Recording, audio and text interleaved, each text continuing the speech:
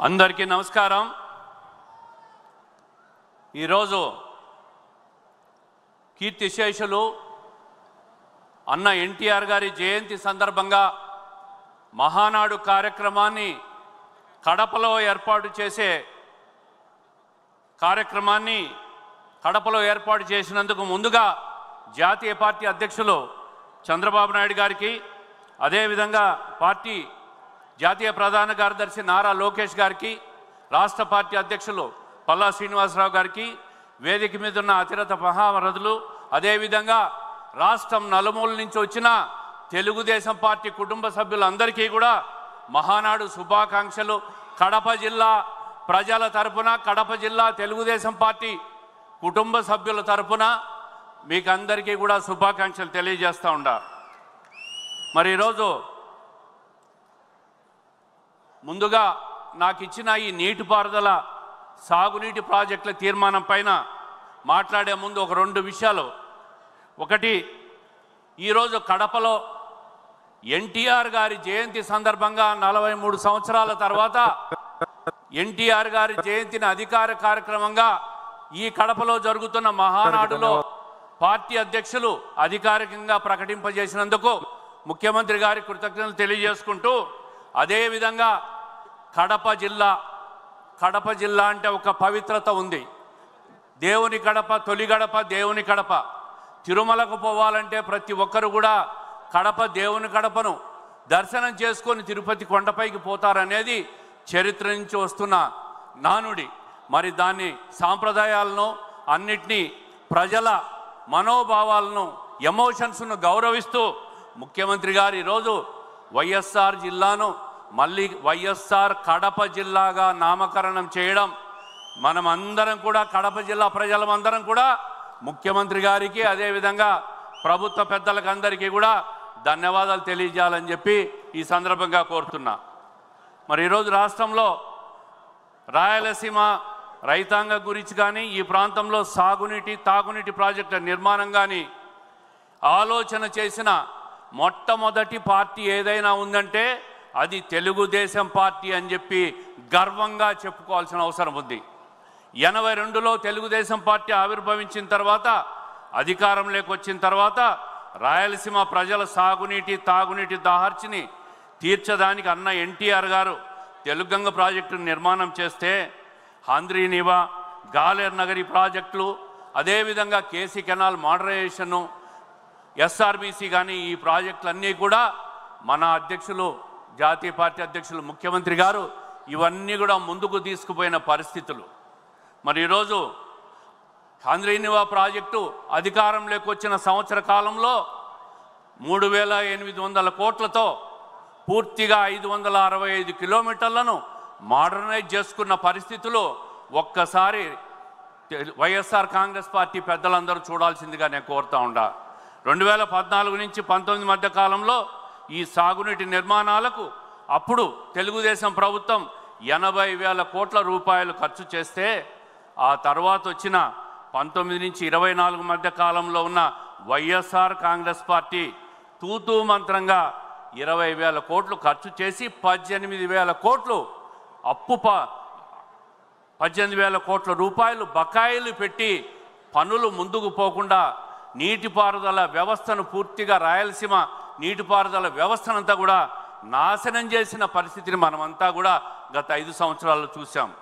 మరి రాష్ట్రానికి జీవనాడిగా భావిస్తున్నటువంటి పోలవరం ప్రాజెక్టు, నిజంగా ఈ ప్రాజెక్టు పూర్తయితే ఇది రాయలసీమకు గుండెకాయ లాంటి పోలవరం ప్రాజెక్ట్ అనే విషయాన్ని మనం అందరం కూడా తెలుసుకోవాల్సిన అవసరం ఉంది।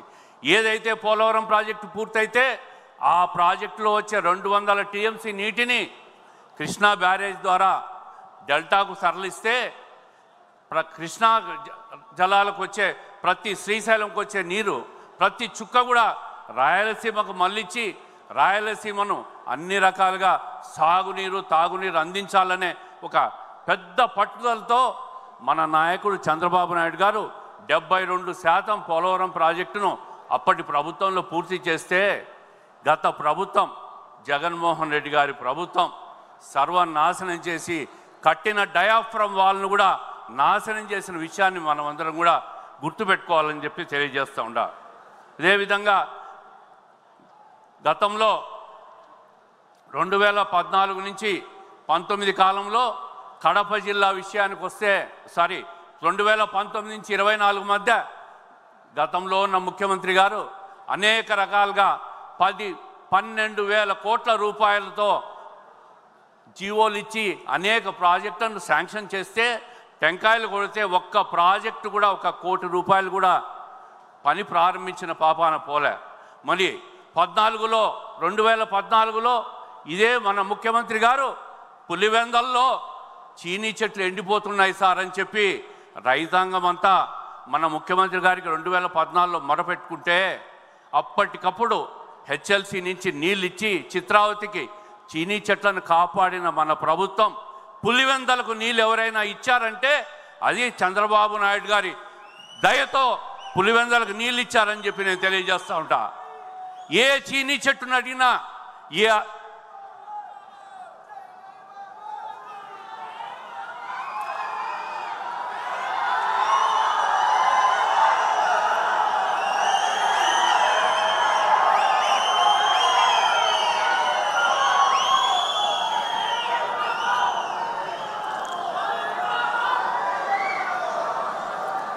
2014 నుంచి 19లో అధికారంలో ఉన్నప్పుడు గండికోట ప్రాజెక్టును పూర్తి చేసి సిబిఆర్కు చిత్రావతికి పైడిపాలెం ప్రాజెక్టులు పూర్తి చేసి పులివెందలకు నీళ్ళిచ్చిన ఘనత తెలుగుదేశం ప్రభుత్వం అంది. అది చంద్రబాబు నాయుడు గారి నాయకత్వంలో జరిగిన విషయం మనమందరం కూడా గుర్తుపెట్టుకోవాలా.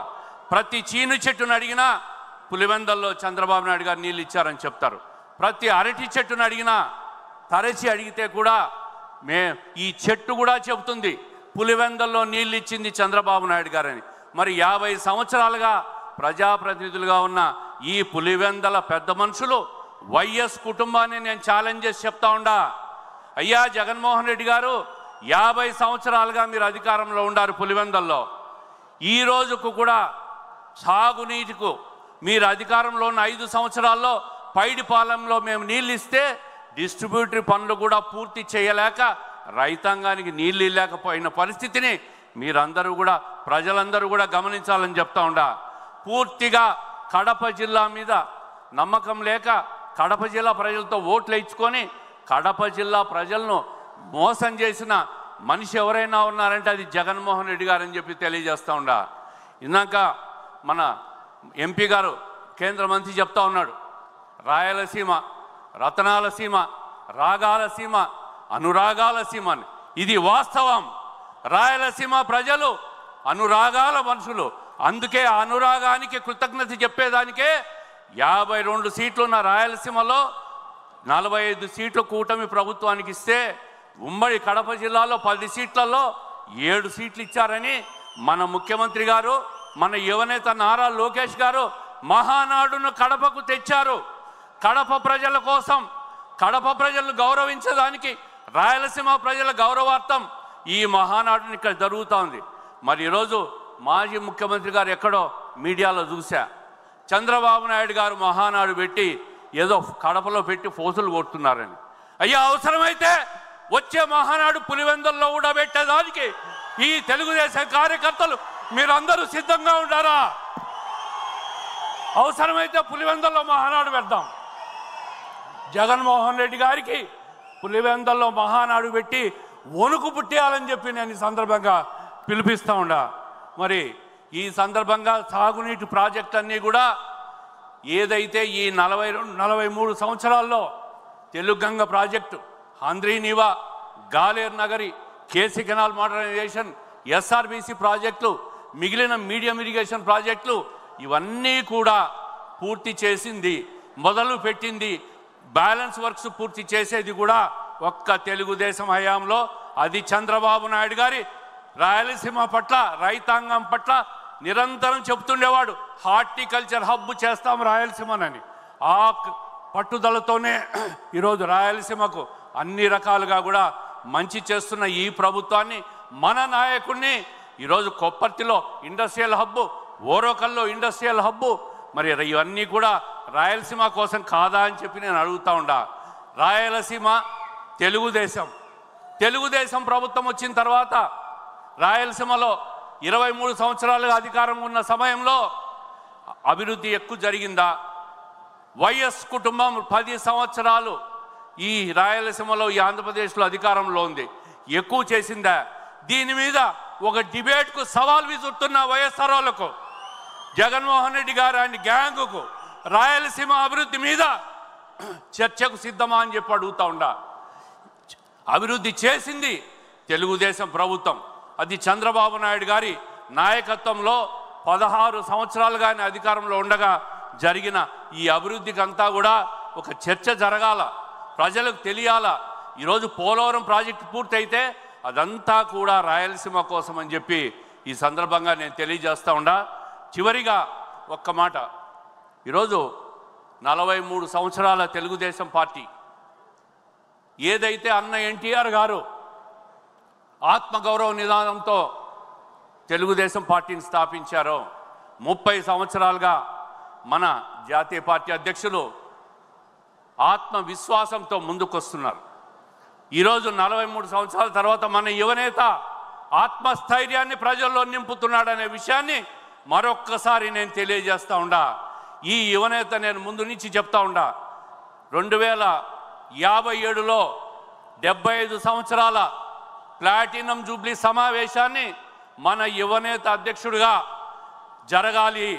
ముఖ్యమంత్రి చంద్రబాబు నాయుడు గారి తర్వాత ఎంత పెద్ద పదవి ఉంటే అంత పెద్ద పదవి కూడా ఆయనకి ఇవ్వాలని చెప్పి ఈ మహాసభ కోరుకుంటా ఉందని చెప్పి అందరూ కూడా తప్పట్లు హర్షధ్వానాలతో తెలియజేయాలని చెప్పి కోరుకుంటూ, మరి మరొక్కసారి ముఖ్యమంత్రి గారికి, జాతీయ పార్టీ అధ్యక్షులు నారా లోకేష్ గారికి కడపలో మహానాడు కార్యక్రమాన్ని నిర్వహించే అవకాశం మా కడప జిల్లాలో ఉన్న తెలుగుదేశం పార్టీ కుటుంబ సభ్యులు, జిల్లా పార్టీ, అదేవిధంగా మా గౌరవ కడప జిల్లా శాసనసభ్యులు, పార్టీ ఇన్ఛార్జీలు వాళ్ళందరి తరపున అధ్యక్షుల వారికి, నారా లోకేష్ గారికి, అదేవిధంగా రాష్ట్ర అధ్యక్షులు పల్లా శ్రీనివాసరావు గారికి ధన్యవాదాలు, కృతజ్ఞతలు తెలియజేసుకుంటూ జై తెలుగుదేశం, జై తెలుగుదేశం.